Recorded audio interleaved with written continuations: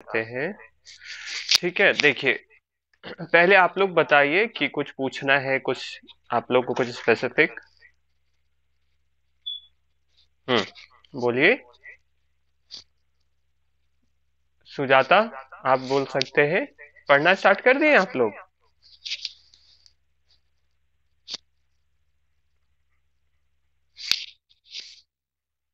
पढ़ना स्टार्ट कर दिए सुजाता? ये सर कुछ कुछ देख रहे हैं। हाँ, देखिए, तो आपको कुछ ऐसे स्पेसिफिक, मतलब कुछ विशेष तौर पे पूछना है? नो सर, अभी तो नहीं पूछना है। ठीक है। हाँ, और मिल्सन, सुनाई दे रही है आपको आवाज? ठीक है, नेटवर्क इश्यू हो सकता है। हाँ दिव्या, आपको और कुछ स्पेसिफिक जानना है? नो सर, अभी तो नहीं। हाँ, अच्छा, चलिए, ठीक है। तो अभी जैसे देखिए, आपके जो सिलेबस में है पेपर 1 और पेपर 2 का, तो आप देखिए इसमें सिलेबस में सब टॉपिक्स भी दिया हुआ है हर सब्जेक्ट्स का, है ना? जैसे पेपर 1 में भी जैसे है टीचिंग एप्टीट्यूड, तो आप देखे होंगे सिलेबस के नीचे इसका सब टॉपिक्स है ना, देखे हैं?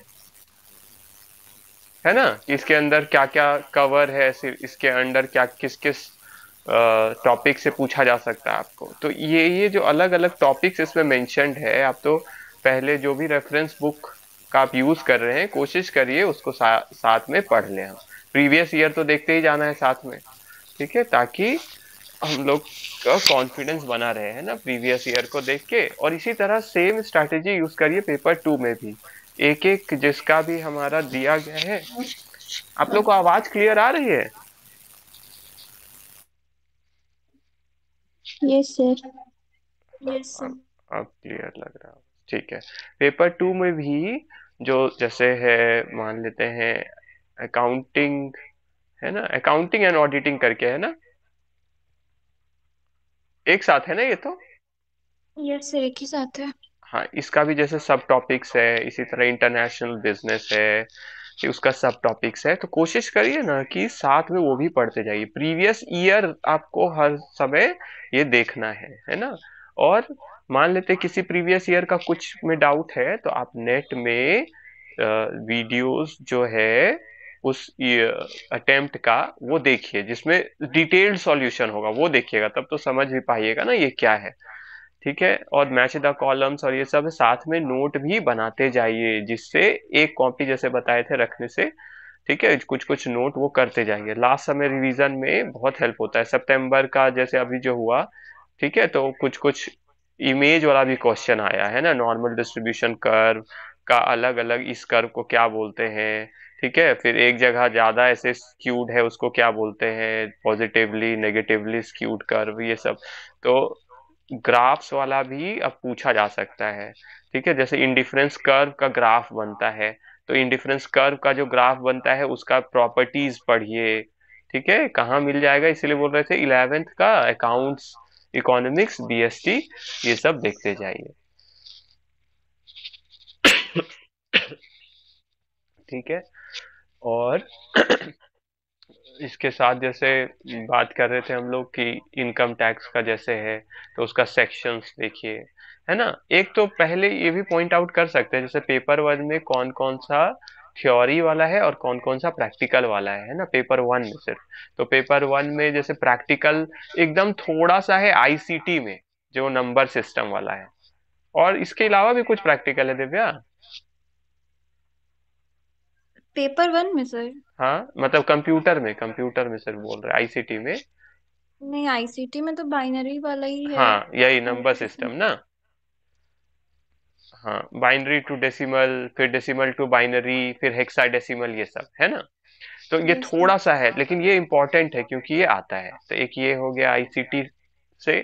ठीक है, इसके बाद थोड़ा, अब लेवल थोड़ा सा ऊपर करते हैं, तो जैसे लॉजिकल रीजनिंग, उसको देख के आप समझ सकते हैं कि इसमें क्या हो सकता है।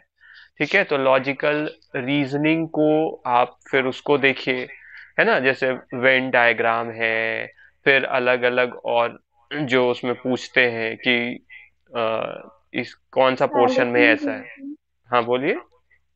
फिर उसमें फैलिसीज है, स्टेटमेंट आर्ग्यूमेंट वाला है, हाँ और हाँ। वो इंडियन लॉजिक है, वेस्टर्न लॉजिक है। हम्म। तो वही रेफरेंस बुक ना आपको बहुत हेल्प करेगा इसमें। और जितना जैसे कुछ कुछ प्रीवियस ईयर का आप देखिएगा पहले, पेपर वन के लिए जो हमको लगता है ज्यादा जरूरी क्या है, आप अपना पोर्शन कवर करिए। कोई पेपर वन के लिए बस बोल रहे, क्योंकि पेपर वन में तो कुछ भी आएगा, तो मेनली क्या है आपका पोर्शन कवर्ड होगा सब टॉपिक्स वाला, कि लॉजिकल रीजनिंग के अंदर क्या क्या सिलेबस में दिया हुआ है। तो ये ज्यादा हेल्प करेगा आपको जब आप फिर इसके बाद जब पेपर वन का लॉजिकल रीजनिंग वाला सब क्वेश्चन देखिएगा, क्योंकि आप पहले कॉन्सेप्ट पढ़ लेंगे पाई डायग्राम का कैसे बनता है। फिर छोट सिंपल वाला में बोल रहे हैं, ये तो डेटा इंटरप्रिटेशन वाला मेनली में उसमें चला गया। तो लॉजिकल रीजनिंग वाला में जैसे ब्लड रिलेशन टेस्ट ये सब है ना यहाँ पे, है ना, रिलेशनशिप टेस्ट ये सब है ना, ए बी के ये है तो सी ए है तो डी ए के क्या हुआ, इस तरीके के जो क्वेश्चंस होते हैं। तो जो आपका रेफरेंस बुक जो भी आप यूज कर रहे हैं उसको अगर आप पहले पढ़ लेंगे ना, तो ये हेल्प करेगा। किस में हेल्प करेगा ये चीज, जो भी मैथ वाला पार्ट है, जैसे आईसीटी वाला हो गया, है ना, ये तो उसमें हो गया। फिर लॉजिकल रीजनिंग वाला हो गया। फिर इसके बाद डेटा इंटरप्रिटेशन वाला जो चार्ट्स, पाई चार्ट डायग्राम ये सब आता है, ठीक है। वो हो गया। और मैथ्स वाला भी, वो जो भी आप रेफरेंस वाला यूज कर रहे हैं पहले कोशिश करिए जितना हो सके उसको हम इससे कवर कर ले। तो उससे क्या होगा, पेपर वन का कॉन्फिडेंस आपको मिलेगा कि जितना इसके अंदर सब टॉपिक्स था वो, और वो ज्यादा लेंदी नहीं है ना। ये नेट एग्जाम के लिए हम लोग का वैसा नहीं रहता है जैसे मैट और ये सब, मतलब एमबीए वाला एंट्रेंस टेस्ट ये सब के लिए होता है। हाँ, तो ज्यादा ये उतना टफ नहीं रहता है। तो ये सब आप थोड़ा थोड़ा करके इसको कवर कर लीजिए ताकि कॉन्फिडेंस लगे, है ना, क्योंकि कंपटीशन में जितना ज्यादा आंसर कर पाएंगे उतना ज्यादा बेटर। तो उसके लिए आंसर कब कर पाएंगे, जब जितना मेरा सिलेबस ये कवर हो जाए।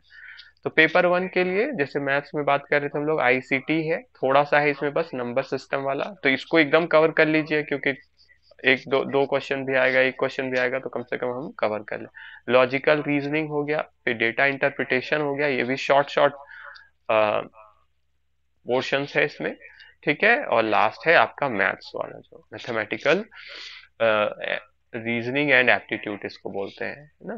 तो मैथमेटिकल रीजनिंग और एप्टीट्यूड वाला concept, ठीक है। फिर देखिए इसमें कुछ कुछ है जिसका एंड नहीं है, मतलब कि बहुत कुछ भी आएगा। और थोड़ा कितना प्रिपेयर्ड है, कितना ज्यादा पोर्शन देखिए उस पर डिपेंड करेगा। जैसे आपका है पीपल, और क्या है, पीपल डेवलपमेंट एंड एनवायरनमेंट, है ना। और एक है हायर हम्म, एजुकेशन सिस्टम। तो इससे लेटेस्ट वाले भी चीज पूछे जा सकते हैं, रिसेंट इंफॉर्मेशन से रिलेटेड, है ना, कि क्या हुआ इस साल, किसको नंबर वन का यूनिवर्सिटी का, या इस तरह का, जैसे आप देखे होंगे प्रीवियस ईयर वाले इसमें हुआ है। तो इसको जितना आपके रेफरेंस बुक में कोशिश करिए, और प्रीवियस ईयर का भी अगर देख सके, लेकिन इसमें कुछ भी क्वेश्चन जैसे नई न्यू क्वेश्चंस भी आ सकता है, ठीक है। तो इसको थोड़ा हम लोग रेफरेंस बुक को कवर करने की कोशिश कर ले, कि जो रेफरेंस बुक में कम से कम वो कर ले, और प्रीवियस ईयर वाला। और एक चीज देखिए, अभी एआई का हम लोग बहुत अच्छा यूज कर सकते हैं, जैसे चैट जीपीटी है ना। और भले ही हमको आंसर फिर टैली करना चाहिए कहीं कहीं पे, है ना, कि जहां भी लगे, ठीक है। तो गूगल से हमको मतलब सर्च करके भी देखना चाहिए जहां लगे कि इसका ठीक तो है ना, ठीक है। तो जैसे चैट जीपीटी, जेमिनी है गूगल का, है ना, अ, ठीक है, बार्ड ना। और ये क्या है, अ, ये बार्ड तो न्यू लॉन्च हुआ ना, ठीक है। और ये इसका आया है माइक्रोसॉफ्ट का कोपायलट, है ना, ये आप कर सकते हैं, ठीक है। तो इससे हेल्प मिलेगा आपको इसमें कोई भी रीसेंट डेवलपमेंट जो हुआ है, तो ये आपके एग्जाम के पॉइंट ऑफ व्यू से अच्छा है कि रीसेंट हम क्या है, मतलब हमको एग्जैक्ट नहीं पता चल रहा है कि हम कहाँ पे देखें। तो हम नेट पे भी ऐसे कर सकते हैं कि ड्यूरिंग द लास्ट 1 ईयर क्या रिसेंट डेवलपमेंट हुए हैं इस फील्ड में, या रिसेंट इंफॉर्मेशन क्या है इसके रिगार्डिंग, ठीक है, जैसे पीपल, एनवायरनमेंट, ठीक है, उसमें आप आगे ये भी जोड़ सकते हैं कि फ्रॉम नेट एग्जाम पर्सपेक्टिव, ठीक है, कि नेट के एग्जाम के लिए क्या महत्वपूर्ण है, इनमें से जो अभी लेटेस्ट ऑकर हुआ है या लेटेस्ट डेवलपमेंट क्या है, लेटेस्ट इन्फो, तो ये हेल्प करेगा आपको, हाँ, कि एग्जैक्ट, क्योंकि हम लोग तो नहीं कवर कर सकते ना कि एग्जैक्ट एग्जैक्ट क्या आ सकता है, तो इस कम से कम हेल्प ले सकते हैं ना, और यहाँ से देख के फिर इसमें ये हम लोग जो गूगल से, हम लोग गूगल में भी किसी का सर्च करके हो सकता है आंसर रॉन्ग भी आने का चांसेस रहता है एआई में, तो जहां जहां हमको लगे कि ये रॉन्ग हो सकता है या हमको इन्फॉर्मेशन है थोड़ा भी लग रहा है रॉन्ग है, तो उसको चेक कर लीजिए। ठीक है, ये हो गया। इसके अलावा आप कुछ कुछ टॉपिक है जिसको ध्यान देना है ना, जैसे 11th का हम बोल रहे थे ना, अकाउंट्स देखना है, अच्छा, तो 11th के अकाउंट्स में मेनली क्या क्या है, ठीक है, तो 11th के अकाउंट्स में, ठीक है, तो इसमें बेसिक्स कवर किए हुए हैं, तो आपको एकदम लर्न करने जैसा नहीं करना है, ठीक है, बेसिक्स को पढ़ लेना है, ठीक है, थोड़ा थोड़ा थोड़ा ही थोड़ा देख लीजिए, मतलब ये नहीं कि हमको पूरा अच्छे से बाय हार्ट होना चाहिए, देख लीजिए इसमें। जैसे सेकंड पार्ट में आपका जो अकाउंट्स में फाइनेंशियल स्टेटमेंट्स है, 11th का ही सेकंड पार्ट वाले बुक में, ठीक है, तो इस और फर्स्ट पार्ट में ये ट्रायल बैलेंस और रिकंसिलिएशन एरर वाला है, उसको अगर थोड़ा देख लेंगे तो इजी लगेगा, है ना, चैप्टर 6 होगा शायद, ठीक है, trial trial balance and reconciliation तो फिफ्थ चैप्टर हो गया शायद, ट्रायल बैलेंस और रेक्टिफिकेशन ऑफ एरर्स, ठीक है, सस्पेंस अकाउंट एक होता है तो क्या है, मतलब बेसिक्स इसमें कवर, ट्रायल बैलेंस का कितना मेथड है, कौन सा मेथड लार्जली फॉलो होता है, ज्यादातर किसको फॉलो करते हैं। इसके बाद इसका जो सेकेंड पार्ट में है फाइनेंशियल स्टेटमेंट स्पेशल ट्रीटमेंट्स, है ना, कि जैसे डेप्रिसिएशन रिकॉर्ड करने का, अकाउंटिंग एंट्रीज कैसे कैसे हो सकता है, ठीक है, जैसे प्रोविजन फॉर डेप्रिसिएशन भी हम लोग बनाते हैं और बिना प्रोविजन फॉर डेप्रिसिएशन के भी हम लोग एंट्रीज करते हैं, तो चैनल में इसका जो बेसिक्स वीडियोस है कुछ वो आप देख सकते हैं ताकि थोड़ा फेमिलियराइज हो जाए, जानकारी हो जाए बेसिक्स के बारे में, और फिर जल्दी से ये पीडीएफ वाला जिसमें हिस्ट्री ऑफ अकाउंटिंग ये सब थोड़ा थोड़ा नॉलेज होना चाहिए, ठीक है, ये हो गया। 12th वाले में पार्टनरशिप्स, पार्टनरशिप का जो दिया हुआ है, कंपनी अकाउंट्स के बारे में बात है, ठीक है, रेशियोज है, फिर कैश फ्लो स्टेटमेंट है, तो इसको देखिए, जैसे पार्टनरशिप डीड साइलेंट होता है तो प्रॉफिट या लॉस कैसे बढ़ता है, तो वो देखेंगे तो बराबर है, क्या इंटरेस्ट ऑन ड्राइंग चार्ज होता है, तो जहां तक हमको अभी याद है कि नहीं होता है, इंटरेस्ट ऑन कैपिटल मिलता है, अगर कुछ नहीं लिखा है तो नहीं मिलता है, बात किया गया है लेकिन उसमें रेट स्पेसिफाई नहीं है तो कितना परसेंट होगा, ये क्या लोन, जो इंटरेस्ट ऑन लोन वाला पे क्या है, फिर ड्राइंग्स का निकाल कैलकुलेशन, इंटरेस्ट कैसे लगता है, ठीक है, उसके बारे में, तो ये सब बेसिक्स चीजें हैं, ठीक है, जो आने के चांसेस है, ठीक है, फिर कंपनी अकाउंट्स का, ठीक है, फॉर्मेट जरूर देखिए, प्रॉफिट एंड लॉस अकाउंट का और बैलेंस शीट का, है ना, फिर इसका जो ऊपर में लिखा जाता है फॉर्म 2 है कि फॉर्म 3 है,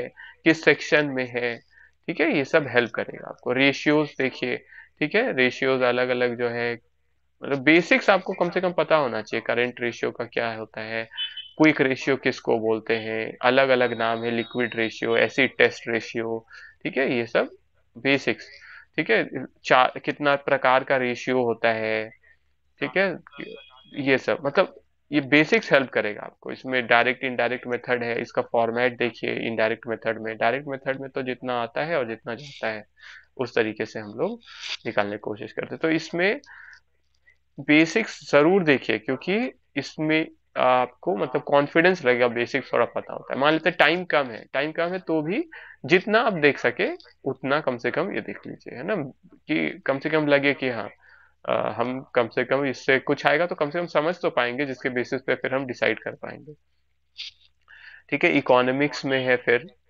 है ना, 12th में माइक्रो और मैक्रो, और 11th में स्टैट्स है, ठीक है, स्टैट वहां से भी आप हेल्प ले सकते हो, जो आपका स्टैटिस्टिक्स वाला पोर्शन है वो, ठीक है, तो माइक्रो और मैक्रो ये देख लीजिए, ठीक है, थोड़ा थोड़ा जैसे इसमें नेशनल इनकम कैसे निकाला जाता है, उसका अलग अलग फॉर्मूला है ना, NNP, at F C, at M P, फिर अलग अलग जीडीपी का जो फॉर्मूला है, थोड़ा सा जितना हो सके, जहां पे भी आपको लगे ना आपके पास मटेरियल नहीं है, तो एआई का आप यूज कर सकते हैं ना, चैट जीपीटी और ये सब। और जैसे लगे कि इसका हमको रीचेक करना है, तो गूगल या दूसरे एआई में आप चेक कर लीजिए उसको, है ना, गूगल में सब वेरीफाई करने के, मतलब टाइम कम है इसीलिए आप इसका अच्छा यूज कर सकते हैं अभी।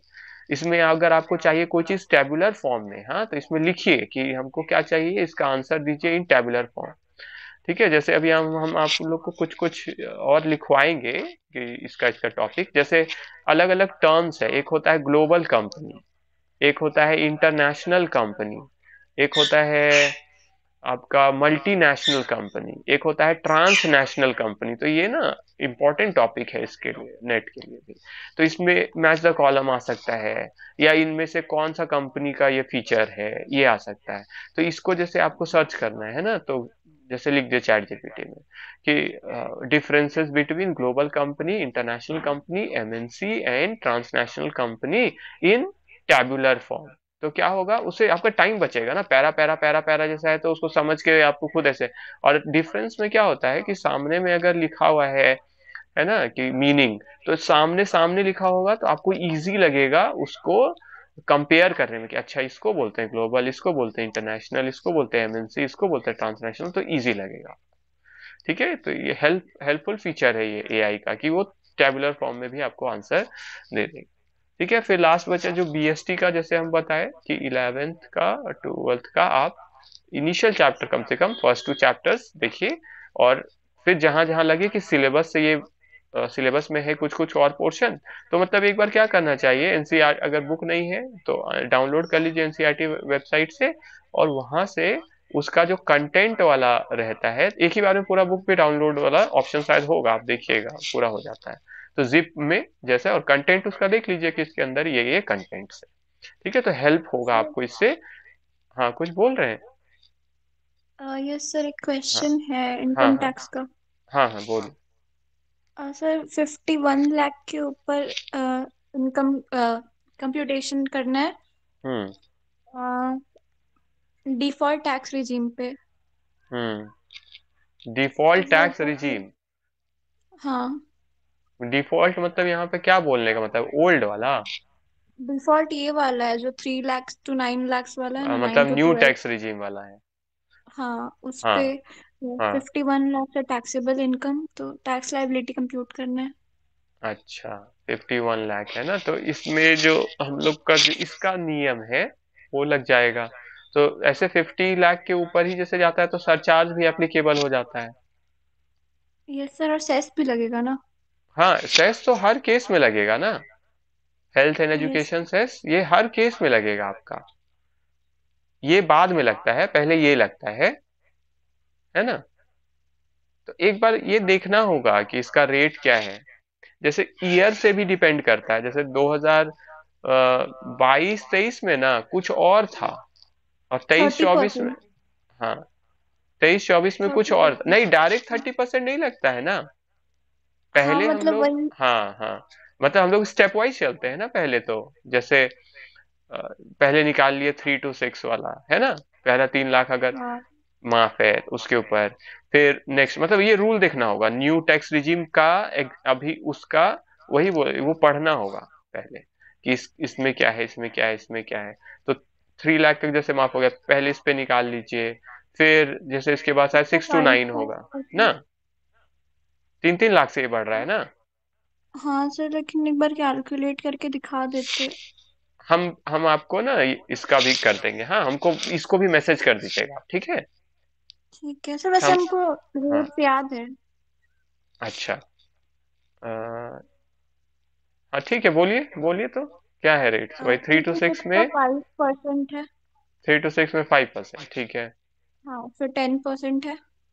फिर 10, अच्छा 51 लाख आप बोले। Yes sir. हाँ देखिए, अब हमको लग रहा है आप कहाँ फंसे होंगे। ये जो 51 लाख होता है ना, तो जब भी इसको बोलते हैं ना मार्जिनल रिलीफ वाला केस, 50 लाख से बस थोड़ा ही सा आगे है ना 51, हाँ।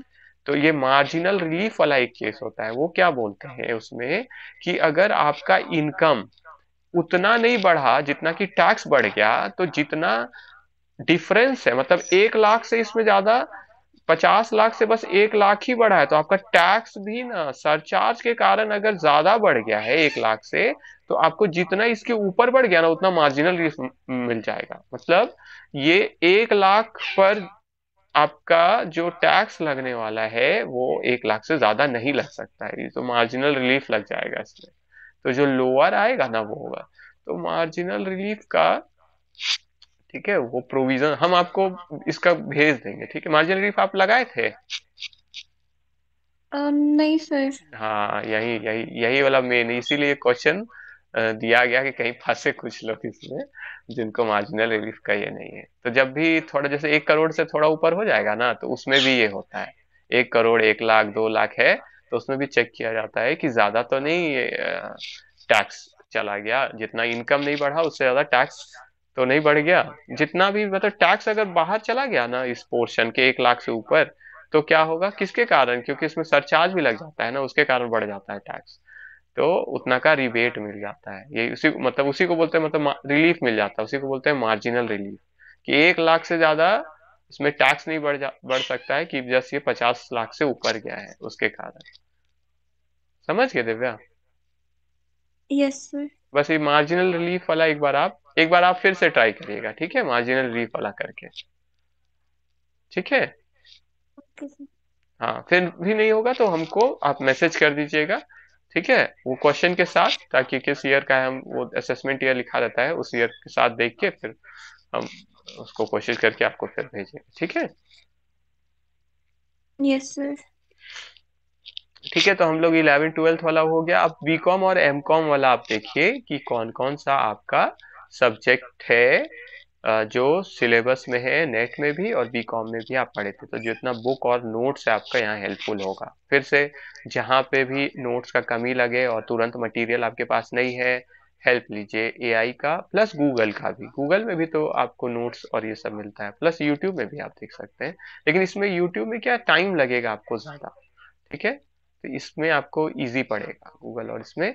और चैनल पे भी कुछ कुछ प्लेलिस्ट बना हुआ है, जो अगर आपको हेल्पफुल लगे कोई चीज तो आप देख सकते हैं, ठीक है, तो वहां पे आप थोड़ा वहां से भी हेल्प ले सकते हैं। तो बी एम कॉम का भी, ठीक है, जो मटेरियल आप लोग के पास अभी पढ़े ही है, तो नोट्स और ये, तो एआई और गूगल इस सब से आप देख सकते हैं। ये लास्ट टाइम के लिए, क्योंकि अभी तो तुरंत तुरंत ये है ना, तो अब सबका मटेरियल नहीं है आपके पास, तो कैसे कर सकते। रेफरेंस बुक जो है आपके पास उसको जरूर देखिए, ठीक है, वो बहुत हेल्प करेगा आपको, क्योंकि वो लोग भी थोड़ा मेहनत करके ही रेफरेंस ये मतलब बुक का कंटेंट्स बनाते हैं, ठीक है। इसके अलावा कुछ और है, देखिए,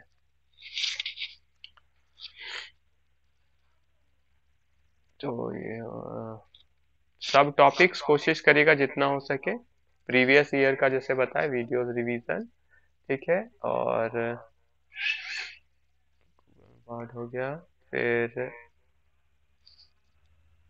हाँ, देखिए जैसे एक है आपका नेट के सिलेबस में यूनिट 9 है, पेपर 2 कॉमर्स में, legal aspects of business.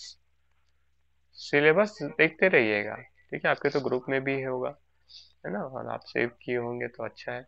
Legal aspects of business, ठीक है, इसमें कुछ कुछ जैसे एक्ट्स जो है नहीं पता चले, हेल्प लीजिए यहाँ पे एआई का, गूगल का, ठीक है। और प्रीवियस ईयर याद रखिए, पेपर 2 के लिए प्रीवियस ईयर बहुत जरूरी है, पेपर 2 के लिए जितना आप देखते जाएं।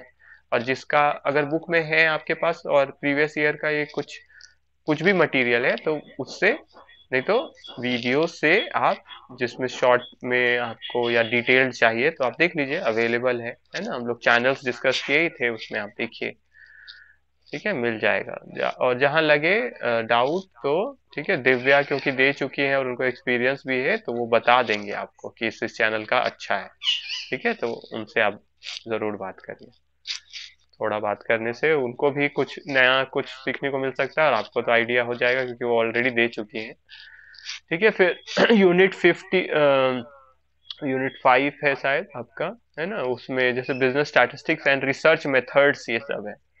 तो जो आप लोग पढ़ रहे थे अभी भी M.Com 1 में बिजनेस स्टैटिस्टिक्स, ठीक है, तो उससे आप उसका कंटेंट्स बहुत हद तक मिल रहा होगा, वो आप देख सकते हैं। फिर रिसर्च मेथड्स, देखिए रिसर्च मेथड्स वाला आपको पता होना चाहिए। हाँ, क्या पता होना चाहिए, कितना टाइप्स ऑफ रिसर्च होते हैं, किस रिसर्च को क्या बोलते हैं।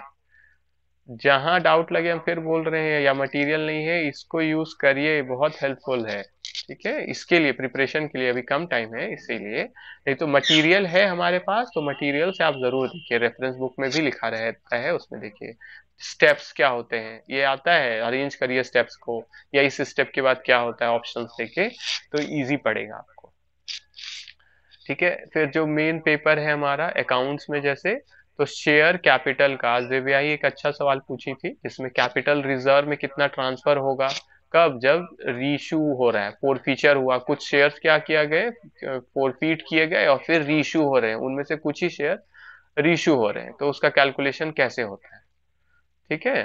तो हम लोग इसका डिस्कस कर रहे थे, ओके हम दिखाते हैं, इसमें दिखेगा कहीं तो, ठीक है, ये रहा। हाँ देखिए, ये इससे पता चल जाएगा। हाँ देखिए, तो शेयर कितना फोरफीट हुआ था, 100 शेयर फोरफीट हुआ, जिसका हर एक का दाम था 10 रुपया, और पूरा कॉल कर लिया गया होगा, क्योंकि क्वेश्चन में ये नहीं बोला गया कि इतना कॉल किया गया इतना नहीं किया गया, ठीक है। तो टोटल हमको कितना कैंसिल करना पड़ा, जब इशू करते हैं तो क्या एंट्री करते हैं हम लोग, bank account debit to share capital.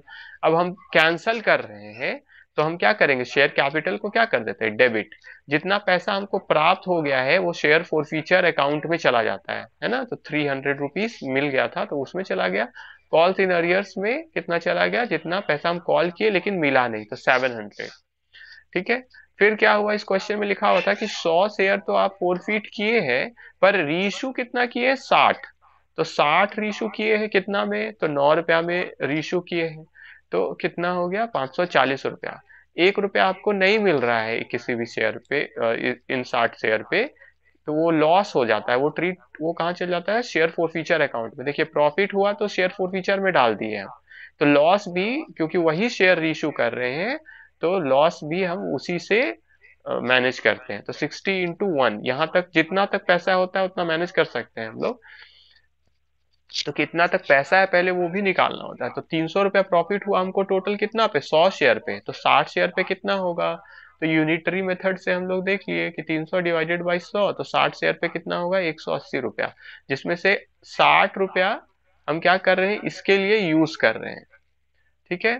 तो बचेगा कितना, 180 मेरा प्रॉफिट हुआ था इस पे, टोटल 60 शेयर्स पे, और अभी हमको लॉस कितना हो गया, 60 रुपया, तो मेरा बचा कितना बैलेंस इसका, 120 रुपया, ठीक है। तो कितना हम ट्रांसफर करेंगे, जितना बैलेंस बचा हुआ है तो 120, तो ये 60 तो रीशू भी हो गया ना, तो अब इसका प्रॉफिट क्या होता है, कैपिटल प्रॉफिट बोलते हैं इसको, क्योंकि ये मेरा बिजनेस का एक्टिविटी नहीं है ये सब करना, है ना, ये तो हो गया अभी बस। तो शेयर फोर फीचर का जो बैलेंस बचा है in respect to the 60 shares, मतलब इस 60 शेयर से ही जो संबंधित थे, तो वो कहाँ हम लोग ट्रांसफर कर देते हैं, कैपिटल रिजर्व में, ठीक है। तो ये इंपॉर्टेंट क्वेश्चन है, बहुत अच्छा क्वेश्चन है, ठीक है, इसमें नॉलेज टेस्ट करने के लिए। तो ये इस तरह का, फिर प्रोराटा, प्रोराटा का भी आप क्वेश्चंस देखिए, है ना। प्रोराटा में क्या होता है कि जब हम लोग क्या करते हैं, जितना अप्लाई हुआ उतना हम लोग उनको अलॉट नहीं करके कुछ प्रोपोर्शन में अलॉट करते हैं, है ना। जैसे मान लेते हैं हम इशू कर रहे हैं 1000 शेयर्स, लेकिन एप्लीकेशन कितना का आ गया, 2000 का या 3000 का या कोई भी दूसरा, तो हम लोग क्या करते हैं, उनको lesser number of shares allot करते हैं, तो उसको क्या बोलते हैं हम लोग, प्रोराटा, ठीक है। कि जितना वो लोग मांगे बोले, उसमें भी कैटेगरी हो सकते हैं कि कुछ लोग 500 मांगे तो उनको पूरा 500 कर दिए, कुछ लोग, ठीक है, 100 मांगे तो उनको हम 20 दिए या 50 दिए, जैसे। तो ये प्रोराटा भी इंपॉर्टेंट है एग्जाम के लिए। तो बेसिक स्टेप्स पता होने चाहिए शेयर कैपिटल का, है ना, शेयर्स का, रीशू का, फोरफीचर का, प्रोराटा का, ठीक है। फिर डिबेंचर्स के भी इसी तरह कितने टाइप्स ऑफ डिबेंचर्स होते हैं, क्या क्या मेथड है रिडेम्पशन का, 12th वाले बुक से ही पता चल जाएगा आपको। फिर अकाउंटिंग स्टैंडर्ड एएस और इंड एएस भी, दोनों, ठीक है। इंड एएस किसके अलाइनमेंट में है, मतलब किसके समकक्ष इंडिया इशू करती है, आईएफआरएस के समकक्ष, ठीक है, इंटरनेशनल स्टैंडर्ड्स के समकक्ष। लेकिन इसके बारे में भी जानना है, अभी टोटल कितने एएस है, तो इसका जैसे 29 तक एएस 1 to 29 है, लेकिन एएस 6 को अब मर्ज कर दिया किसमें, 10 में, एएस 10 में, और एएस 8 जो था उसके लिए आ गया 26 आया ना, 20 रिसर्च एंड डेवलपमेंट था तो 26 इंटेंजिबल एसेट्स है, 28 इम्पेयरमेंट, हाँ 26 है शायद जहां तक हमको याद है। तो ये दोनों हट गया। देखिए तो कितना, अभी आपको क्वेश्चन आ सकता है कि अभी कितने एप्लीकेबल एएस है, तो एएस कितने हुए, 29 थे तो दो हट गए तो 27, ठीक है, तो मतलब अभी का लेटेस्ट भी आप अपने से भी चेक करिए कि क्या है, ठीक है। प्लस इस इनका नाम जरूर याद करिए, पहले भी बोले थे, और इंड एएस का भी कुछ नाम आप याद करिए, उसी तरह आईएफआरएस का भी कुछ नाम, ठीक है। आईएफआरएस से पहले क्या चलता था, आईएएस, ठीक है, इंटरनेशनल अकाउंटिंग स्टैंडर्ड्स। बाद में एक कोई डेट है 2003 या 6, आप देखिएगा क्या है, उसके बाद से फिर इस नाम से इशू होने लगे, या 10 है, आप चेक कर लीजिएगा ईयर को, ठीक है। मतलब आप ना इसमें भी हेल्प लीजिए यहाँ का, एआई का, इजिली आपको समझ में आ जाएगा ये क्या है, ठीक है, ऐसे करके आप तो उसमें देखिएगा, ठीक है। फिर ये हो गया, फिर इसका फुल फॉर्म्स भी, इंड एएस का फुल फॉर्म क्या है, आईएफआरएस का फुल फॉर्म क्या है, एक्ट जो हम लोग देख रहे थे, तो एक्ट किस ईयर में आए हैं, प्रीवियस ईयर में जब आप देखिएगा तो ऐसे क्वेश्चंस है, मैच द कॉलम या इन असेंडिंग ऑर्डर बताइए, तो वो आप देखिए, बस प्रीवियस ईयर का पेपर 2 के लिए बहुत ही इंपॉर्टेंट है प्रीवियस ईयर्स, जिससे आपको कॉन्फिडेंस लगता है कि अच्छा ये क्वेश्चंस आए हुए हैं तो इसको हम प्रिपेयर करते हैं, ठीक है। फिर इसी में अ, कम से कम पहला पहला जरूर देखिए, आईएफआरएस जो फर्स्ट है उसका क्या नाम है ना, उसका नंबर भी क्या है, ये तो हम वन ऐसे ही लिख दिए, उसका नाम नंबर नाम क्या है, एएस कम से कम आप अच्छे से कर लीजिए, और इंड एएस और आईएफआरएस को इससे रिलेटेड ऐसे करके कुछ कुछ 4-5 भी कम से कम करिएगा ना, तो हो सकता है कि वैसा ऑप्शन में दिख जाए जिससे आप पूरा सही आपका आंसर हो सकता है, कि कुछ भी तो लर्न करें, कुछ नहीं लर्न करने से बेटर है कुछ हम देख के चल जाए, ठीक है। फिर इनकम टैक्स का जैसे सेक्शंस बताए थे, सैलरीज का है, हाउस प्रॉपर्टी का है, पहले तो ये पांच पांच जो हेड होते हैं इनकम टैक्स में, है ना, salary, house property, capital gains, PGBP, पहले पीजीबीपी बोलते हैं, फिर कैपिटल गेन्स, ठीक है, अदर सोर्सेज, इनका इनका सेक्शंस क्या है, सैलरी का कहाँ से कहाँ तक है, हाउस प्रॉपर्टी का कहाँ से कहाँ तक है, पीजीबीपी का कहाँ से, इसी तरह ये सब इंपॉर्टेंट एरियाज है। फिर जो इसका इसका कम से कम बेसिक्स को आप जान जाइए क्या है ना, रिवीजन वीडियो देख लीजिए, आपको बेसिक आइडिया हो जाएगा ये क्या है, ठीक है। और फिर इसके स्टेप्स अगर कुछ हो गया, या छोटा मोटा न्यूमेरिकल देख लिए, एचआरए का कैलकुलेशन देख लिए, रेंट फ्री एकोमोडेशन का देख लिए, ठीक है, तो हेल्प मिलेगा आपको एग्जाम में, ठीक है। तो पहले जैसे प्रीवियस ईयर का देखते चलिए, ये रोज देखने की कोशिश करिए, जितना पीछे हो सके चल जाइए, है ना, उसमें ये मत सोचिए कि बस 2 ईयर का देखते, 3 ईयर का, जितना हो सके, मान लेते हैं हम किए ही नहीं है तो कम से कम 3 ईयर का तो देख लीजिए, ठीक है, अभी भी टाइम है, आप एक एक करके देख सकते हैं, पहले से करते आ रहे हैं, ठीक है, 10 ईयर का देखिए, नॉर्मल में 5 ईयर का देख ही लीजिए, जिससे बहुत हेल्प हो जाएगा, कॉन्फिडेंस बहुत अच्छा बढ़ जाएगा आपका, ठीक है। तो ये हो गया। इसके बाद स्टेप्स जो है, इनकम टैक्स का कैलकुलेशन का क्या स्टेप्स है ना, रेसिडेंशियल स्टेटस हम लोग चेक करते हैं, फिर कैसे उसका ये होता है, एग्रीगेशन ऑफ इनकम होता है, तो उसका वीडियोस है चैनल में, आप वहां देख सकते हैं, ठीक है। फिर राउंडिंग ऑफ का सेक्शंस, वीडियोस नहीं तो शॉर्ट में कुछ कुछ होगा, उसको देख सकते हैं, और प्लस बुक से भी आप देखिए। फिर राउंडिंग ऑफ का, जैसे टैक्स का राउंडिंग ऑफ होता है ना, और टोटल इनकम का होता है, इसका क्या सेक्शन है, इसका क्या है, शायद 288 ए और बी है, ठीक है, आप देखिएगा, ठीक है, ये सब भी हेल्प करता है। फिर डिडक्शंस इंपॉर्टेंट चैप्टर है आपका, जो सेक्शन 80 सी से स्टार्ट होता है ना, 80 यू तक, ठीक है, इसमें से आधे कुछ सेक्शन देखिएगा वीडियो में, चैनल में, शॉर्ट में इसका किया हुआ है कि यहाँ से यहाँ तक क्या है, ये एक्सपेंसेस पर या आप इन्वेस्टमेंट्स पर मिलता है, और यहाँ से यहाँ तक किस पे है, इनकम पर है, ठीक है, एक पर्टिकुलर सेक्शन है, जीजीसी इस तरह से कुछ है, आप देखिएगा, ठीक है, तो ये सब हेल्प होगा। और रिवीजन वीडियोस आप जरूर देखिए दूसरे चैनल्स में भी, है ना, रिवीजन वीडियोस जो नेट से मेनली रिलेटेड है। ठीक है, तो आपको पूरा फेयर एक मतलब आइडिया मिल जाएगा पूरे उस चैप्टर के उस सब्जेक्ट के बारे में। एक्ट, ईयर्स, ये सब जरूर देखिए। ठीक है, कोई एक्ट है तो उसका क्या ईयर है, ठीक है, किस आगे क्या लिखा हुआ है। लीगल एस्पेक्ट्स ऑफ बिजनेस जो आपका सिलेबस में ही है, तो खूब सारा एक्ट लिखा हुआ, उसके आगे ईयर्स मेंशन्ड है, तो उसको भी कम से उसको भी देख लीजिए या नोट कर लीजिए, असेंडिंग ऑर्डर में नोट करिएगा जिससे मेमोराइज करने में इजी हो। जैसे 2005 में पहले क्या है, फिर 6 में क्या है, फिर उसके बाद मतलब उसको अरेंज करके, ताकि इजी लगे आपको। ठीक है, फिर जीएसटी का जैसे आप ठीक है थोड़ा पढ़ सकते हैं, बेसिक इंफॉर्मेशन। ठीक है, कब से एप्लीकेबल हुआ, ठीक है, कितने रेट्स है इसके अंदर, 0%, 5%, 12%, 18%, 28%, क्या क्या है देख लीजिएगा आप। ठीक है, थोड़ा सा भी इंफॉर्मेशन रहेगा तो आपको एक आइडिया हो जाएगा। ठीक है, फिर इसके बाद आप बीएसटी में ही जैसे हम लोग बात कर रहे थे, हेनरी टेलर और हेनरी फेयल वाला जो है ना, मैनेजमेंट और साइंटिफिक मैनेजमेंट के बारे में, है ना, ये देखिए। फिर ये कौन कौन सा बुक्स लिखे हैं, ठीक है, कहाँ कहाँ ये काम किए हैं, उसको भी देखिए, क्योंकि मैच द कॉलम में आ सकता है वो भी। तो बीएसटी वाले बुक में आपको हो सकता है मिल जाए, नहीं तो फिर एआई और इसका भी यूज करिए, है ना। थोड़ा पहले बुक्स में देख लीजिए, एनसीईआरटी वाला जो बुक है, या आपके पास कोई बुक होगा तो उसमें भी आप देख सकते हैं, या नोट्स बीकॉम एमकॉम वाला उसमें भी। ठीक है, इसके बाद फिर ऑडिट में जैसे टाइप्स ऑफ ऑडिट, है ना, और कितने तरह के ऑडिट रिपोर्ट्स होते हैं, तो ऑडिट के बारे में तो ये वीडियो है, और प्लस आप दूसरे चैनल से भी वो जरूर देखिए।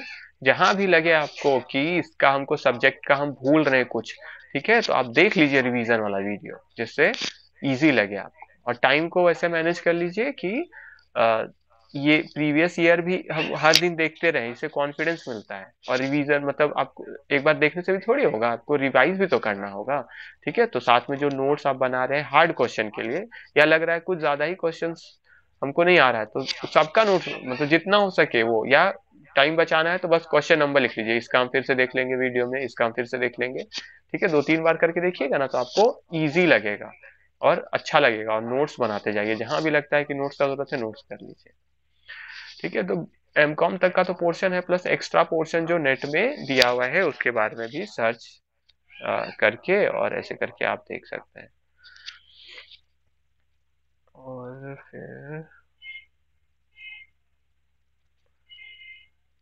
हाँ देखिए, चलिए हम कुछ कुछ टॉपिक, आप लोग कॉपी लेके बैठे हैं,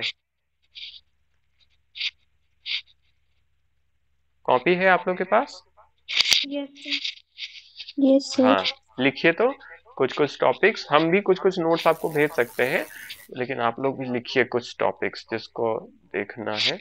लिखिए पहला लिखिए, डिफरेंस क्या होता है, difference between tangible asset and financial asset, दोनों में क्या अंतर है। टैंजिबल, TANGIBLE, जिसको देख सकते हैं, छू सकते हैं, है ना, और फाइनेंशियल एसेट। ठीक है, फिर एक और जो किए थे हम लोग, लिखिए इंटर डिफरेंस बिटवीन, ये सब आया भी हुआ है, आप देखिएगा कभी कभी आपको मिलेगा प्रीवियस ईयर में। International company, MNC, MNC capital में, MNC, फिर global company and transnational company, transnational, transnational. ठीक है, फिर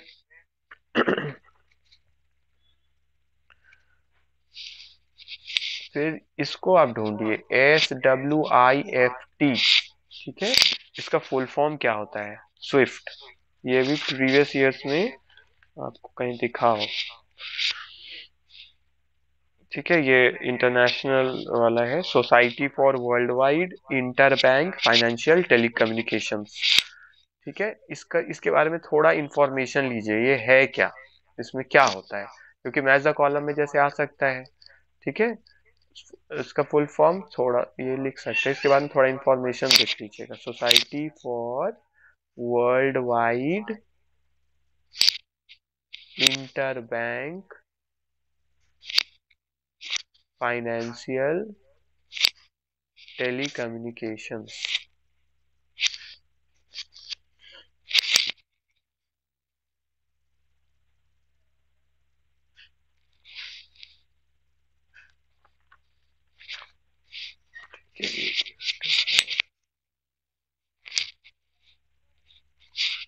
और अकाउंट्स में लिखिए ये करेंट एसेट्स कंपनी वाले अकाउंट्स में, ठीक है, एंड नॉन करेंट एसेट्स।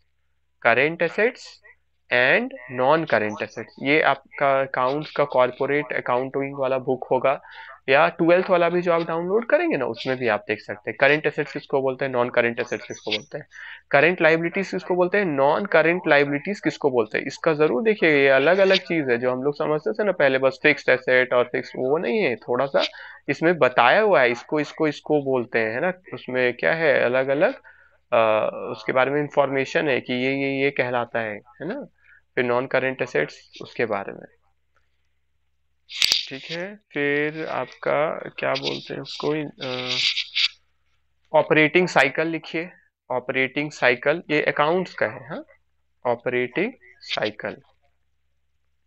ठीक है, इसके अंदर क्या आता है, जैसे अगर मैन्युफैक्चरिंग है तो raw material conversion period, work in progress वाला है, इस तरीके का है ना। फिर डेटर, ठीक है, क्रेडिटर, ये सब से भी संबंधित है, देखिएगा। मतलब स्टार्टिंग से लेके रॉ मटेरियल से यहाँ पे लेके जब तक पैसा रियलाइज नहीं हो जाता और हम लोग पेमेंट नहीं कर देते क्रेडिटर्स को पूरा, ठीक है, देखिएगा क्या कहलाता है। इजी जो पेपर वन का जैसे मैथ्स और ये सब वाला क्वेश्चन है, कम से कम इजी इजी आप देखिए कि जैसे नहीं होता है, फादर का एज है, अगर सन का एज है, दोनों का मीन एज, एवरेज एज है इतना, और 18 साल बाद, ठीक है, 2 गुना या 3 गुना हो जाएगा इसका ऐसा एज। तो ये सब सिंपल क्वेश्चंस है, इस ये सब जरूर प्रैक्टिस करिए। बेसिक्स नहीं छोड़ना है, बेसिक्स जितना आप करेंगे उतना इजी लगेगा आपको एग्जाम में। और इसके अलावा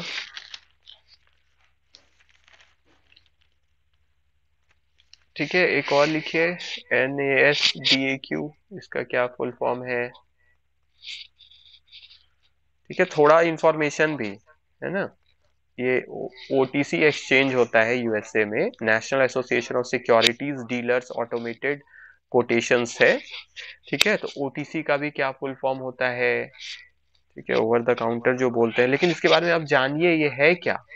ठीक है, थोड़ा सा तो इजी लगेगा। फिर लिखिए SPNS, shared payment network system. ठीक है, और ATM नेटवर्क बोलते हैं, सावधान नेटवर्क ऑफ ATMs, थोड़ा उससे रिलेटेड है।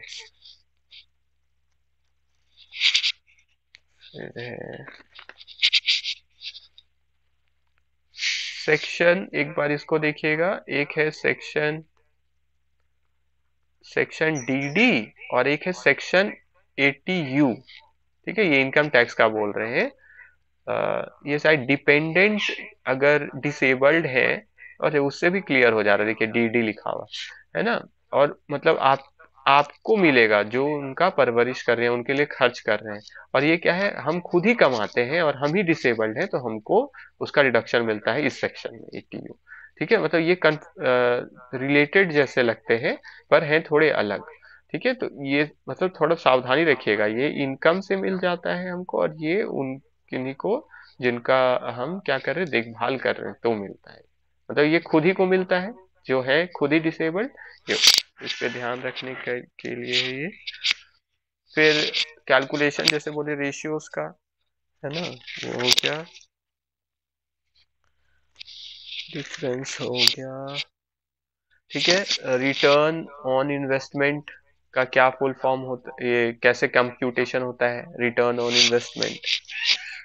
ठीक है, जो आप लोग अभी फाइनेंशियल फाइनेंशियल मैनेजमेंट सब्जेक्ट था आपका सेमेस्टर 2 में।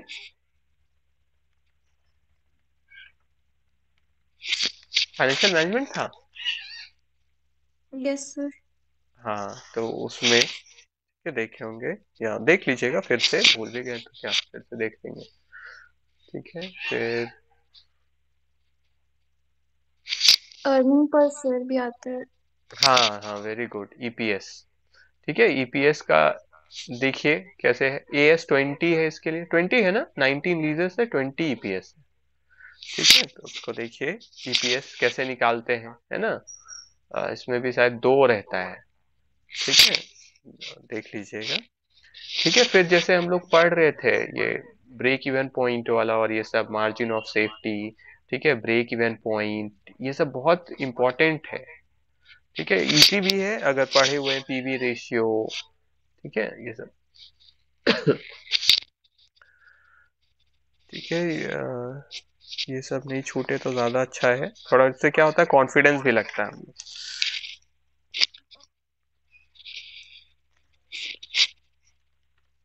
ठीक है मार्केटिंग मिक्स का 4 पीस है, जैसे कौन दिए हैं ये मार्केटिंग मिक्स का 4 पीस। 4 तरह का पी बोलते हैं ना, पर्सन, प्लेस, प्राइस, प्रमोशन, यही बोलते हैं क्या मार्केटिंग मिक्स में। Yes sir. तो हाँ ये प्रोडक्ट प्राइस प्लेस प्रमोशन। हाँ हाँ प्रोडक्ट प्राइस प्लेस प्रमोशन, ठीक हाँ प्रोडक्ट प्राइस प्लेस प्रमोशन। ठीक है तो ईजे मैकार्थी दिए हैं ये। ठीक है 4 पीस। ठीक है सीपीयू में, सीपीयू कंसिस्ट ऑफ क्या क्या है इसके अंदर, सीपीयू के अंदर तो कंट्रोल यूनिट है, ऑपरेशनल रजिस्टर्स है, ठीक है एएलयू है, तो ये जैसे आया हुआ है ये सब। फिर कंज्यूमर सरप्लस कौन, ये कॉन्सेप्ट बताए हैं कंज्यूमर सरप्लस, एल्फ्रेड मार्शल। ठीक है थोड़ा सा मतलब आप लोग अरेंज कर लीजिएगा कि जैसे हम तो अभी कुछ भी ऐसे लिख रहे हैं ना इधर उधर ऐसे करके, तो कंज्यूमर सरप्लस जैसे लर्न करने के लिए थोड़ा ऐसे कर सकते हैं कि एक दो, सब में नहीं, सब में तो फिर शायद हो सकता है कि हौच पौच हो जाए, है ना। जैसे सीएस जैसे लर्न करना है कि खूब सारा नाम है यहाँ पे, ईजे भी है। ठीक है मैगार्थी कहाँ गए, 4 जगह गए, 4 पी में गए। ठीक है आप अपने हिसाब से कोई बना लीजिए। सीएस कौन है, एएम, एएम जो सुबह उठेगा वो सीएस बन जाएंगे, इस तरह से कुछ भी कंपनी सेक्रेटरी बन जाएंगे, वो क्या है कंज्यूमर सरप्लस है। मतलब कुछ टिप्स और ट्रिक्स से क्योंकि मेमोरी पे ज्यादा लोड नहीं पड़े कि थोड़ा सा भी हम फिर हिंट दिखे तो हमको याद आ जाए, है ना। फिर मार्केटिंग मिक्स एक जेम्स कूलिटॉन भी है, वो भी कुछ बताए हैं इसके लिए। ठीक है फिर graph, graph of a cumulative frequency distribution. ठीक है तो क्या बोलते हैं इसको, ओजाइव कर्व जो रहता है, ठीक है वो क्या रहता है। ठीक है वेबलॉन गुड्स किनको बोलते हैं, वेबलॉन गुड्स। ठीक है जो क्या होता है इनका, लॉ ऑफ डिमांड पूरी तरीके से एप्लीकेबल नहीं होता है। ठीक है डिमांड इंक्रीज करता है कब, जब प्राइस इंक्रीज करता है। ठीक है एक्सक्लूसिव नेचर का गुड्स रहता है तब। ठीक है ये किनके, इसके बारे में बेसिक इंफॉर्मेशन ये कौन दिए थे ये कॉन्सेप्ट।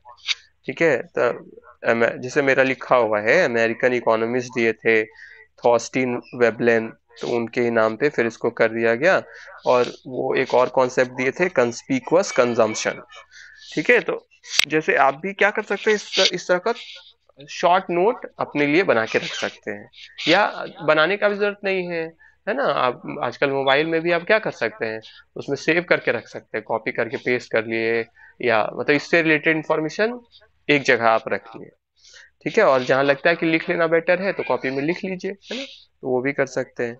किसी का मीनिंग नहीं समझ में आ रहा है कंस्पिकुअस का क्या मीनिंग है, तो उसका मीनिंग लिख लीजिए। ठीक है फिर अभी का जो रेट्स है ना, एसएलआर का, statutory liquidity ratio, cash reserve ratio, जो अलग अलग ये रेशियोज रहता है क्या है। ठीक है प्राइम लेंडिंग रेट किसको बोलते हैं, ठीक है वो क्या है। ठीक है आरडीबीएमएस क्या है, मतलब थोड़ा थोड़ा हम बेसिक्स इसको ये जान लें। SPSS क्या है, ठीक है। फिर रिसर्च एनालिसिस सॉफ्टवेयर है। तो ये सब ना हम ऑलरेडी मतलब ये सब क्वेश्चंस किसी न किसी रूप में या इनडायरेक्टली से कुछ रिलेटेड पूछे गए हैं, तो उसके बेसिस पर अकाउंटिंग स्टैंडर्ड बोर्ड किस ईयर में आपका स्टैब्लिश हुआ, ठीक है। फिर इंटरनेशनल अकाउंटिंग स्टैंडर्ड बोर्ड भी है, वो कब स्टैब्लिश हुआ, IASB, ठीक है। कैपिटल रैशनिंग कहाँ का कॉन्सेप्ट है, कैपिटल बजटिंग का कॉन्सेप्ट है ना। IRR क्या है, mainly internal rate of return जो बोलते हैं, टाइम एडजस्टेड है ना, time adjusted rate of return है।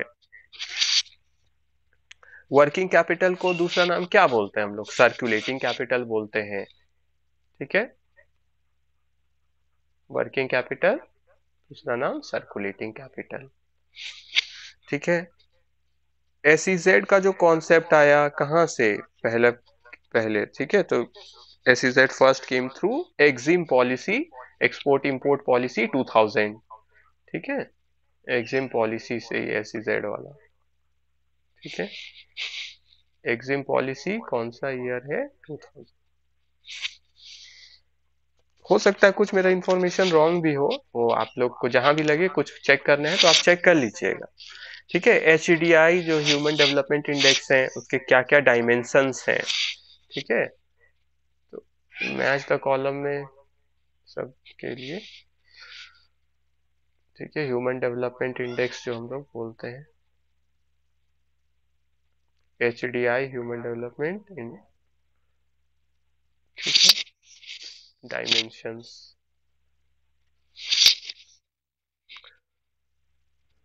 ठीक है। सुपर क्विक रेशियो किसको बोलते हैं, कैश रेशियो को, ठीक है। रेशियो से ना कुछ अलग अलग भी जो जो हम लोग बुक्स में नहीं भी देखते हैं नॉर्मली, जैसे 11th 12th वाले में नहीं है, वो भी आपको नेट में देखने को मिल सकता है, तो उसको नोट कर लीजिए, जैसे कुछ अलग रेशियो के बारे में बात कर रहे हैं, ठीक है। फिर लेवल ऑफ सिग्नि जो मैच द कॉलम रहता है स्टैटिस्टिक्स का मेनली, ठीक है, उसको जो आप नोट करके रखेंगे तो वो हेल्प करेगा आपको, जैसे आएगा लेवल ऑफ सिग्निफिकेंस, तो type 1 error, standard deviation of sampling distribution, standard error, इस तरीके का,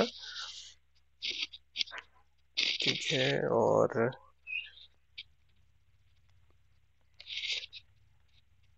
कैश फ्लो कवरेज रेशियो किसको बोलते हैं,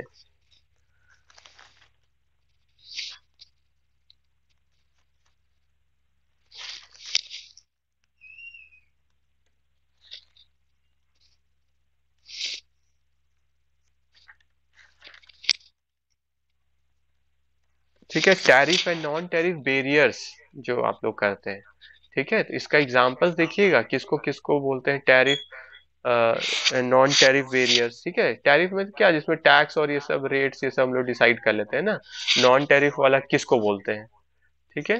तो वो सब भी आपको दिख रहा है क्या स्क्रीन,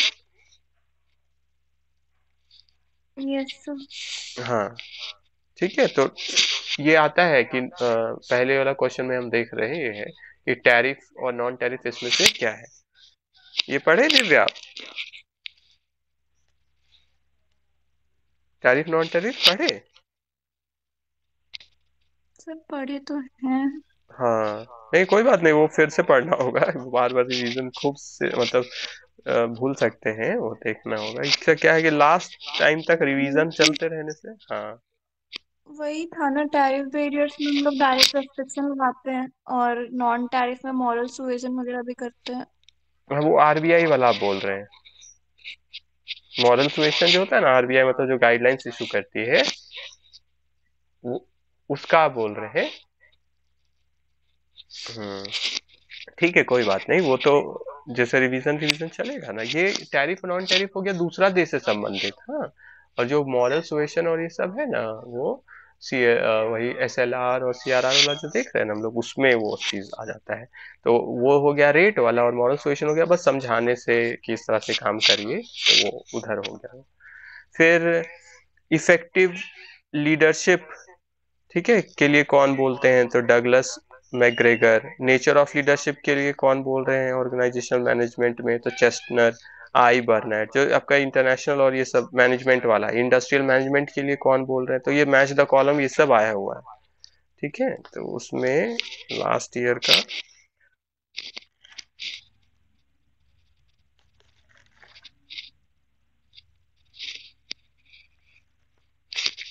और है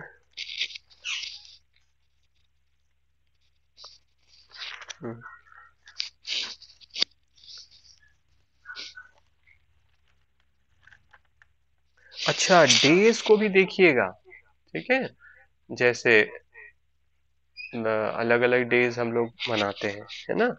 तो जो इम्पोर्टेंट डेज है, आप देखिएगा लास्ट ईयर के क्वेश्चंस में ये रहता है। ठीक है, इम्पोर्टेंट डेज अभी एक दो अटेम्प्ट में शायद नहीं था ना, उससे पहले हम तो देखते थे ये इम्पोर्टेंट डेज, हम लोग में भी आता था कुछ डेज को मैच द कॉलम, इसमें पेपर वन में मेनली। तो जो आया हुआ है या उससे रिलेटेड आप देख सकते हैं। आप दो बार ये दिव्या डेज तो नहीं आया ना? No sir. पेपर वन में पहले रहता था। फिर ना आप ओजोन इसको, में शायद आया था, उसके अलावा तो कोई नहीं। क्या चीज? ओजोन डे आया था शायद जून वाले अटेम्प्ट हाँ में। हाँ, वही डेज आ सकता है। हाँ, और फिर अभी रिसेंट, अभी आप देखिए मेडिटेशन डे डिक्लेयर किया गया था रिसेंटली, है ना। शायद 21 दिसंबर को किया गया ना, एक बार चेक कर लीजिएगा, ये रिसेंट वाला है ये। इंडिया से शायद पीएम ही शायद बोले थे कि इसको हम ये लोग को सर ध्यान। 21 दिसंबर ही है। हाँ, ठीक है, तो ये रिसेंट वाला है, तो ये हो सकता है पेपर वन के लिए आए, है ना। फिर ये देखिए ISBN का क्या फुल फॉर्म होता है, ये बुक्स का मेनली। ठीक है, प्रोफेसर्स लोग जैसे होते हैं ना, तो वो लोग अपना पेपर छपवाते हैं, ठीक है, या अपना आर्टिकल्स पब्लिश करते हैं, तो ये सब आ सकता है। ISBN का क्या फुल फॉर्म है, ISSN का क्या फुल फॉर्म है, ISMU का क्या फुल फॉर्म है। ठीक है, तो इस तरह एंड रिलेटेड फुल फॉर्म्स आप ऐसे लिख दीजिएगा ना एआई में, तो उससे भी आपको हेल्प मिल जाएगा, एक ही जगह एक ही बार में आ जाएगा। ISBN, ये और इससे भी कुछ कुछ और रिलेटेड कोई चीज होंगे तो वो भी आ जाएंगे, तो आपको बार बार लिख के सर्च नहीं करना पड़ेगा, तो इजी लगेगा आपको। ठीक है, रिलेशंस का जरूर पढ़िए पेपर वन में, है ना। ये इसके ये है, वो उसके वो है, तो ऐसे क्या क्या रिलेशन बनता है इन दो में। ठीक है, और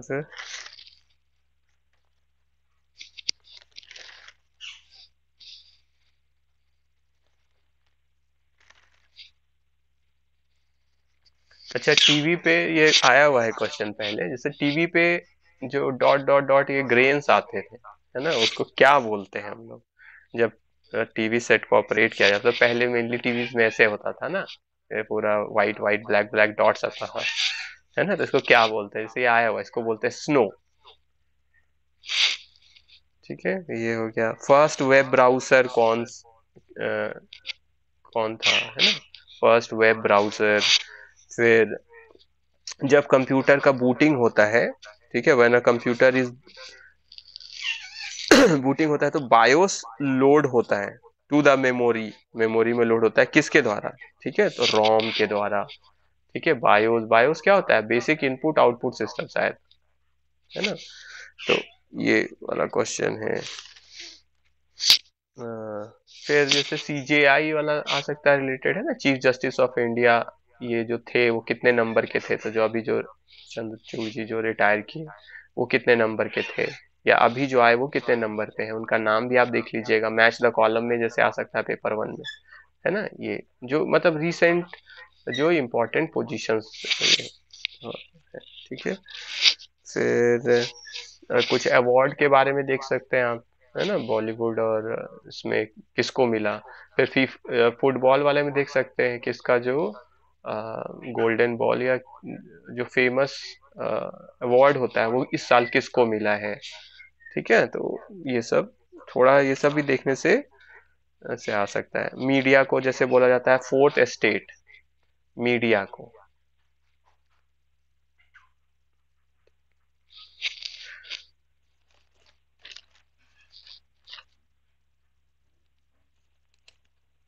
येलो जर्नलिज्म, किसको बोलते हैं, थोड़ा सा जैसे ये सब हम शायद ये आया हुआ है थोड़ा, येलो जर्नलिज्म,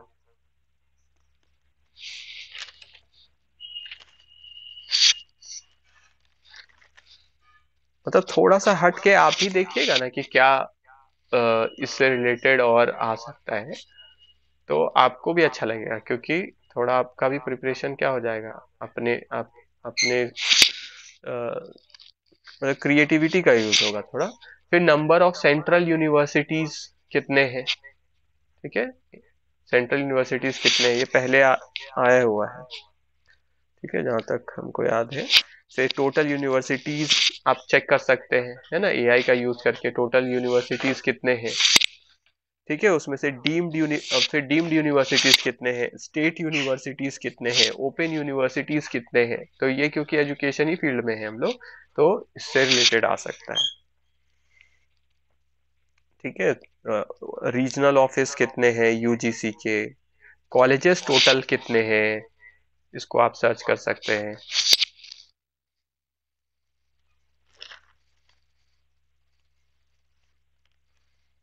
ठीक है। फिर कुछ जो कप्स है, कोपा, कोपा अमेरिका, ठीक है, यूएफा, सब कप इसका थोड़ा सा देख सकते हैं। इनकम टैक्स में जैसे एडवांस टैक्स है, टीडीएस है ना, एडवांस टैक्स, टीडीएस, तो थोड़ा इसके बारे में कुछ सेक्शंस होंगे, थोड़ा बेसिक इंफॉर्मेशन, कोशिश करिए कि पूरा हम डिटेल में नहीं जाने ना, कम से कम बेसिक्स हम थोड़ा सा देख ले, जिससे थोड़ा आइडिया हमको मिले। फिर टीडीएस होता है, फिर टीसीएस, टीसीएस ज्यादा लेंदी नहीं है, इसमें आप देख लीजिए कि किस पे क्या क्या सेक्शन है, 206 से शायद मेनली स्टार्ट है ये, ठीक है, अलग अलग सेक्शन है, कितना परसेंट लगता है, किस पे लगता है, अल्कोहल, ये सब आप एक बार चेक कर लीजिएगा, ठीक है। फिर आपका तेंदू लीव्स है, ठीक है, ये सब कितना परसेंट है, टीडीएस और टीसीएस में क्या अंतर है, ठीक है, टीडीएस और टीसीएस डिफरेंस आप एक बार देख लीजिए, ठीक है। बेसिक जितना जान जाएंगे उतना आपको अंदर से स्ट्रांग लगेगा, क्योंकि बेसिक्स पे ही तो आप कॉन्सेप्ट बिल्ड करेंगे ना, तो इसीलिए अच्छा लगता है बेसिक्स जान जाने से, ठीक है, अब लगता है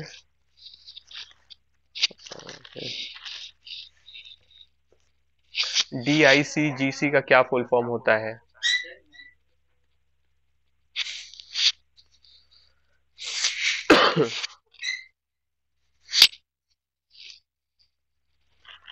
ठीक है, गारंटी रहती है बैंक डिपॉजिट्स पर, ठीक है, अभी का क्या है वो देखिए, कितना तक है, लिमिट क्या है गारंटी का, ठीक है, और देखिए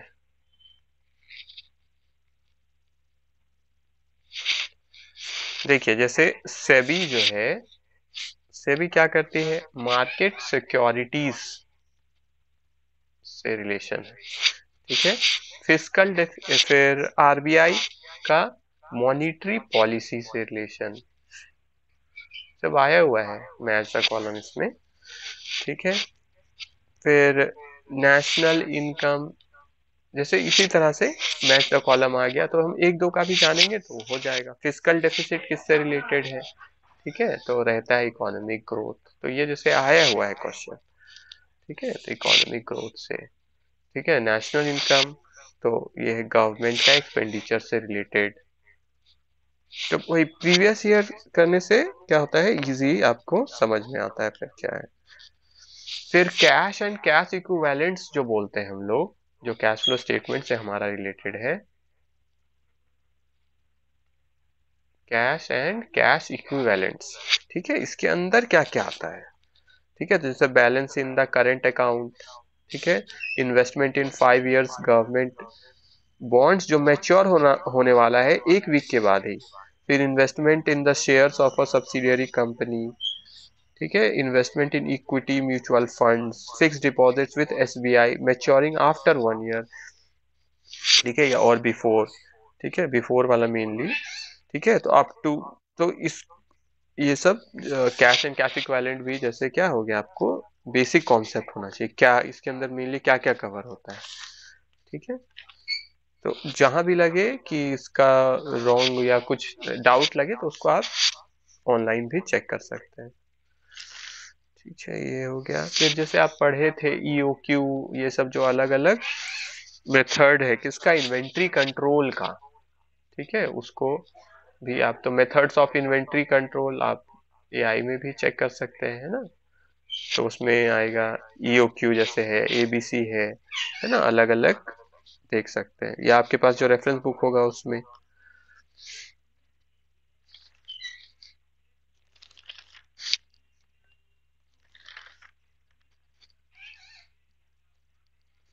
ठीक है, लिस्टिंग किसको बोलते हैं हम लोग, जो हम लोग बोलते हैं लिस्टेड है शेयर्स, जो जिसका हम लोग दाम रियल टाइम में चेक करते हैं कि इतना से इतना बढ़ा घटा। तो process of admitting securities for trading on a recognised stock exchange.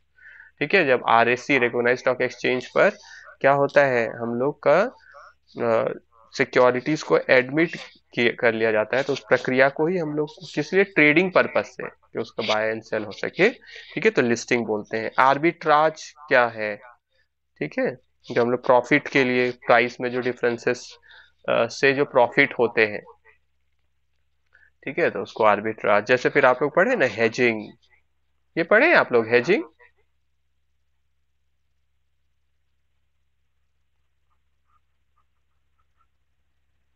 पढ़े हैं हेजिंग, स्पेक्यूलेशन, फ्यूचर्स, ऑप्शंस, कोई बात नहीं, अभी आप देख लीजिएगा, है ना, लिख लीजिएगा इसको। फ्यूचर्स और ऑप्शंस पढ़े हैं, हेजिंग नहीं पढ़े हैं। हाँ है, जैसे रिस्क कहीं हमको लग रहा है ना ज्यादा, तो हम इस रिस्क को ऑफसेट करते हैं, कैसे, उसका उल्टा जाके, तो उसको क्या बोलते हैं हम लोग, हेजिंग कर रहे हैं उसको। ठीक है, जैसे मान लेते हैं हम अमेरिका को एक्सपोर्ट करते हैं, ठीक है, तो USA में एक्सपोर्ट कर रहे हैं, तो हमको क्या मिलेगा, डॉलर।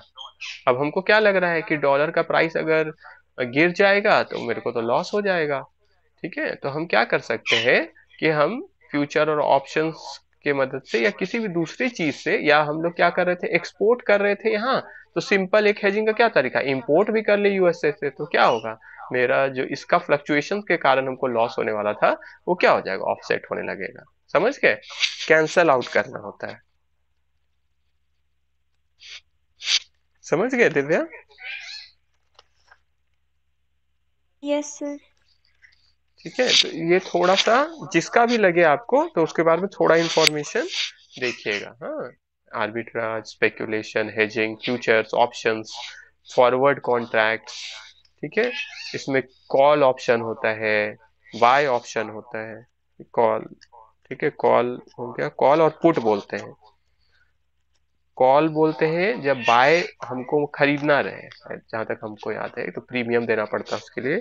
और पुट हो गया जब हम सेल करने के लिए जाते हैं। ठीक है, तो एक्चुअली में वो होता नहीं है, अगर डिलीवरी एक्चुअल नहीं होता है तो वो क्या हो गया कि हम एक्चुअल मोड में डिलीवरी नहीं कर रहे, तो ठीक है, बस प्राइसेस का डिफरेंसेस एक्सचेंज कर लेते हैं।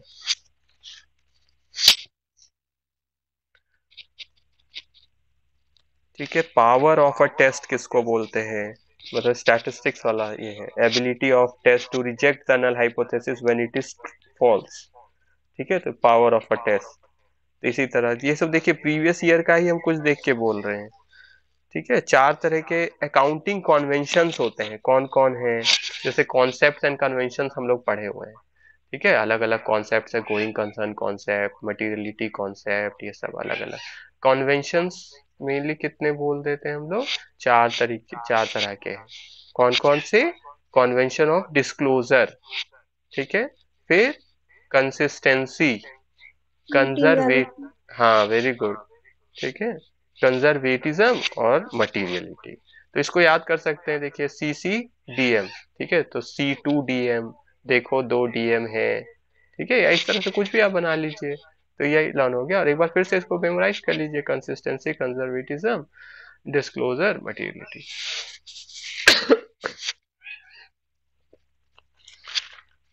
ठीक है, तो इस तरह से ये हो गए। सर आज के लिए हो गया, हाँ पढ़ बस लेते हो हैं गए, फिर। हो ही गया, हो ही गया। बस वही कुछ हम देख ले रहे हैं, कुछ रोक ही दे रहे हैं। और यस तो सर। हाँ, 2018-17 का ना जरूर देखिएगा, उसमें भी मतलब वहां तक आप जरूर देखिए, कम से कम 17-18 तक अगर आप चले जाएंगे तो आपको अच्छा अच्छा क्वेश्चंस मिलेगा। ठीक है, तो अच्छा रहेगा। चलिए ठीक है, हम लोग यहीं पे रोकते हैं। फिर हम लोग किसी दूसरे दिन देख लेंगे एक बार क्लास में। तब तक आप लोग देखिए, और जहां भी लगता है कि ये बाद में हम पूछेंगे तो पहले खुद से ट्राई करने की कोशिश करिएगा। फिर भी नहीं है तो बाद में हम लोग डिस्कस करने की कोशिश करते हैं कि और क्लासेस करें, जिससे कुछ आपका दूसरे पोर्शंस भी हम लोग कवर कर ले या डाउट्स को देखें। ठीक है, तो बेसिक्स मेनली बोलने का मतलब है, बेसिक्स देखिए, प्रीवियस ईयर देखिए, वीडियोस देखिए, रिवीजन वाला वीडियोस देखिए, जिससे आइडिया हो जाए। रिवीजन वाले वीडियो से क्या होगा, आइडिया हो जाएगा। और सब टॉपिक्स जितना आप कवर करेंगे सिलेबस का, उतना आपके लिए अच्छा रहेगा। प्रीवियस ईयर और सब टॉपिक्स और रिवीजन वीडियोस आप यूट्यूब का हेल्प ले सकते हैं। ठीक है, ठीक है, फिर हम लोग यही रुकते हैं। किन्हीं को कुछ बोलना है या पूछना है? No sir. हम्म, ठीक है, फिर thank you. Thank you sir. Thank you sir. ठीक है, थैंक यू।